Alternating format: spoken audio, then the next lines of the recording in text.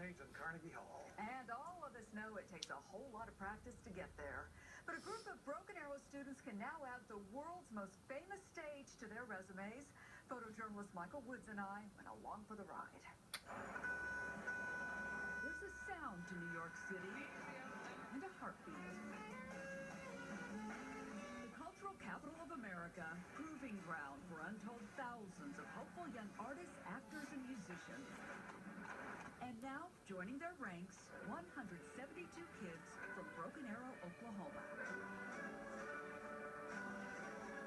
Doing what no high school in our state has ever done, staging their own standalone concert at Carnegie Hall.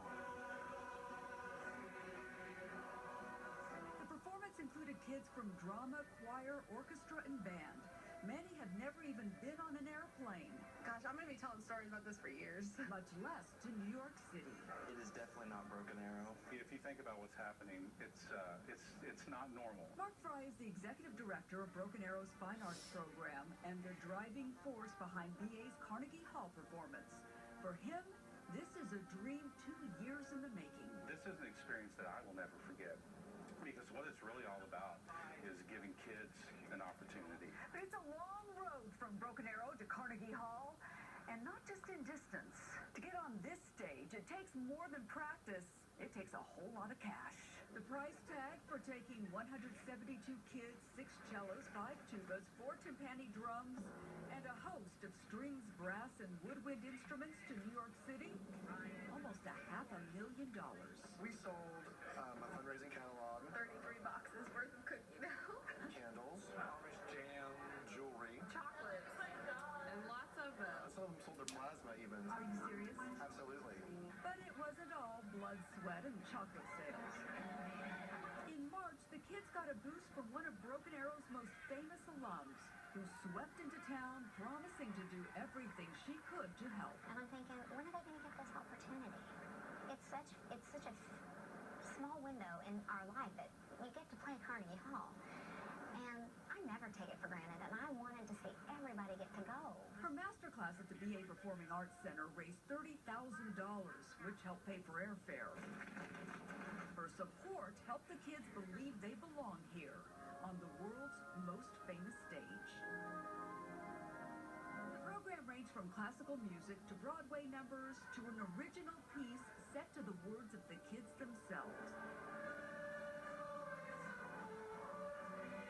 And as it all draws to a close, there is one surprise left.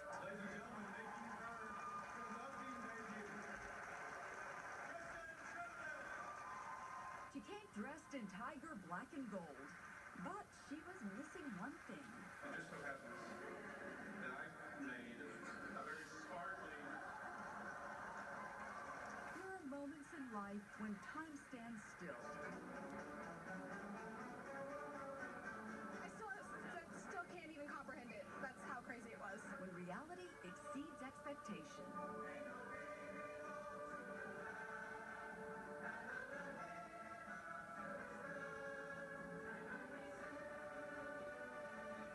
made me love music even more, which I thought was impossible. And you're never quite the same again. I feel like it's made us all like a little braver to go after our dreams. Even if you're from somewhere like Broken Arrow, Oklahoma, you can end up anywhere doing anything that you want to do.